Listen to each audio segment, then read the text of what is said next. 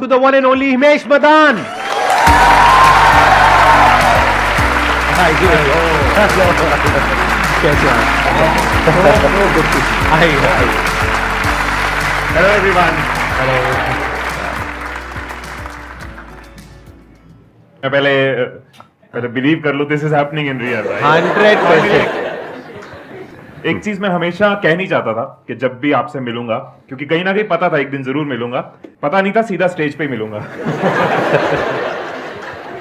So I always feel, and मैंने एक video में ये बोला भी था कि बहुत बार ना ये कहा जाता है कि देश का यूथ जो है वो डिस्ट्रैक्टेड है, या यूथ को सिर्फ एंटरटेनमेंट चाहिए, या सिर्फ वल्गर या कंटेंट देखना है, गाली देखनी है. और जब भी ऐसी कोई स्टेटमेंट कहीं डिस्कस होती है तो मैं एक ही नाम लेता हूं कि अगर आप जाके देखोगे संदीप महेश्वरी जी का चैनल, तो 2,30,00,000 लोगों ने वहां सब्सक्राइब दबाया है. वीडियो तो मच मोर लोग देखते हैं, जो बताता है कि अगर कोई शिद्दत से सेल्फलेस होकर सिखाने वाला हो तो हमारे देश का यूथ सीखना चाहता है. Right, Exactly. एंड दूसरी बात जो मैं हमेशा आपसे कहना चाहता था वो ये है कि ये तो एक काउंटेड नंबर है ना, जो हम सब्सक्राइबर्स का नंबर या व्यूज का नंबर देखते हैं, ये काउंटेड है. लेकिन एक चीज जो कभी काउंट नहीं की जा सकती कि वो वीडियो कहां कहां जा रही है, कौन कौन देख रहे हैं, कितने लोग व्हाट्सएप फेसबुक पे देख रहे हैं, उसका तो एनालिटिक्स भी नहीं है हमारे पास. एक एक वीडियो से कितने लोग जो डिप्रेशन से बच जाते हैं, जो कोई सुसाइड करने की सोच रहा है, लेकिन इस तरह की वीडियोस उनको बचाती हैं. आपकी वीडियोस के नीचे कई ऐसे कमेंट्स होते हैं, किसी का करियर बन जाता है, राइट, लाइफ लॉन्ग उसके आने वाली जनरेशंस बदल जाती है, कोई एंटरप्रेन्योर बन जाता है आपकी बिजनेस सीरीज देख के, वो जॉब क्रिएटर बन गया है. कितनी बड़ी कंट्रीब्यूशन आपकी जीडीपी में है, इकोनॉमी में. मंत्रालय को बैठ के ना स्टैटिस्टिक्स देखने चाहिए. The kind of contribution you have done to GDP, that is amazing. Let's put our hands. Thank you so much. Thank you so much. Thank you so much. आप दोनों की बहुत बड़ी फ़ैन हूँ और दोनों ही मोटिवेशनल स्पीकर्स हैं. तो मतलब जब भी लाइफ में या फैमिली में कुछ भी इश्यूज आते हैं तो हम लोग आप दोनों के चैनल पे ही जाते हैं. तो जैसे मैं अपने जॉब वगैरह करती हूँ तो अप एंड डाउन्स आते हैं, लाइक कोई असाइनमेंट डिले हो गया या फिर कोई असाइनमेंट अच्छा हो गया.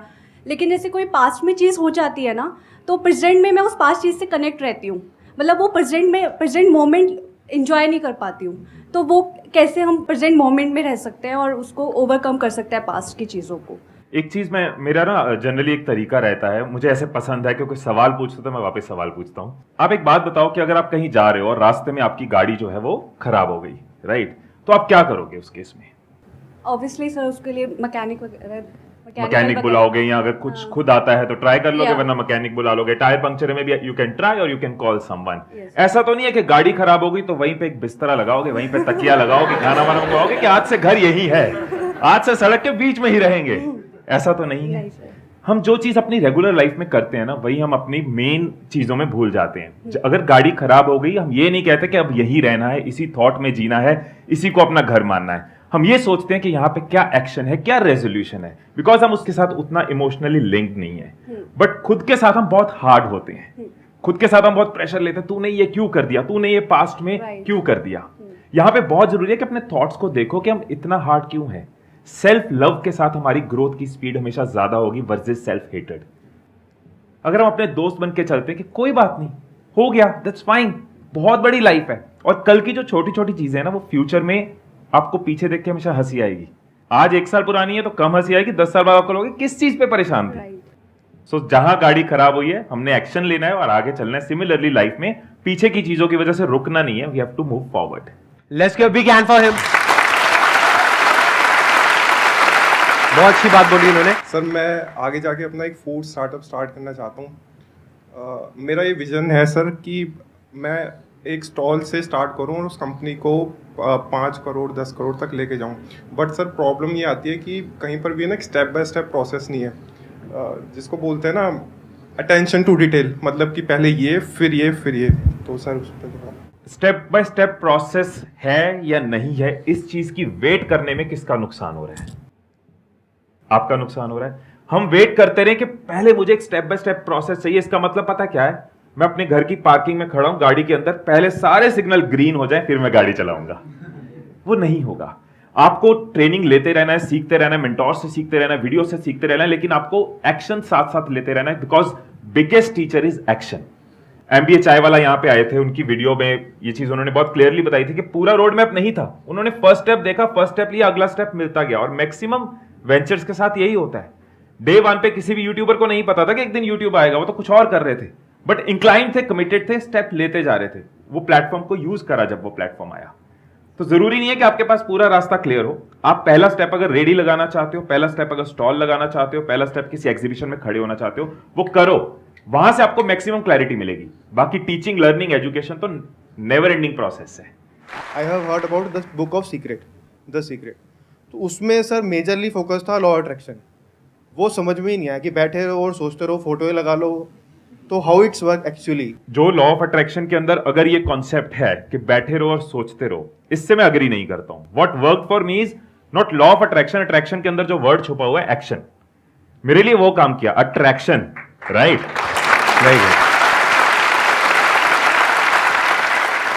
अगर हम कॉन्सेप्चुअली देखें, अगर आप किसी चीज के बारे में हर रोज शिद्दत के साथ सोच रहे हो, उसके बारे में बिलीफ रख रहे हो, उसके कॉम्प्लीमेंटिंग एक्शन ले रहे हो, गिव अप नहीं कर रहे, अपने आप को हमेशा थ्रू आउट पॉजिटिव रखते हो, अपना वो बिलीफ पॉजिटिव है, आपको वो बिलीफ है कि मैं करूंगा, और उसके लिए आप सीख रहे हो, लर्न कर रहे हो, एक्शन ले रहे हो, कंसिस्टेंट हो, कमिटेड हो, उसके बाद आपको रिजल्ट मिलते हैं। अब इसको अगर लॉ ऑफ अट्रैक्शन कहें तो लॉ ऑफ अट्रैक्शन कहना है, कह सकते हैं। अगर इसको मैं लॉ ऑफ एक्शन बोलूं तो ये लॉ ऑफ एक्शन भी यही है। Think about something, believe in that, take consistent action, keep learning, you will fall, you will rise, gradually you will grow. मेरे लिए लॉ ऑफ अट्रैक्शन के अंदर बिलीव करके बैठ जाना इज नॉट द सोल्यूशन, मेरे लिए action is the solution.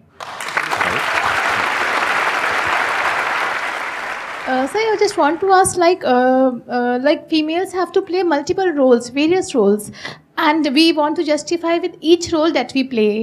So sometimes it happens that we are playing a role of a working woman, and our mind is like at our kid, or when we are with our kid, like on a family holiday. Sometimes some like office calls is coming, and our mind is at our office. So how to end of the day, how to justify that whatever roles we are playing and we are giving our 100% and we are satisfied? पहली चीज, मतलब मुझे लगता है कि justify करने की जरूरत किसी भी फीमेल या किसी भी ह्यूमन को नहीं होनी चाहिए। हैविंग सेड दैट, फैक्ट है जो आप कह रहे हो, आयरनी बोलूंगा मैं उसको, कि फीमेल्स को स्पेशली एशिया में ये चीज और ज्यादा है कि बहुत ज्यादा जस्टिफाई करना पड़ता है। इस तरह का कल्चर, इस तरह की चीजें बना दी गई हैं। बट अगर किसी ने बना दी हैं, अगर चली चलाई आ रही हैं, या ऐसे कुछ स्टीरियोटाइप्स अगर बन गए हैं, तो डज नॉट मीन कि हमें हमेशा जस्टिफाई करते रहना है। पहली चीज, आपको सिर्फ खुद को जस्टिफाई करना है, किसी और को जस्टिफाई नहीं करना। You should be content, you should be happy, you should be satisfied, वो ज्यादा जरूरी है। दूसरों के सेटिस्फेक्शन मीटर्स के साथ अगर चलना शुरू कर दिया तो वो कभी खत्म नहीं होंगे।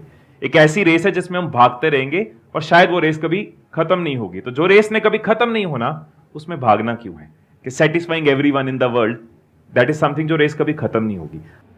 है हमारी तरफ से, हमारी पूरी टीम की तरफ से, हमारी फैमिली की तरफ से, thank you so much for coming. आप भी आना चाहेंगे स्टेज पर? Thank you so much.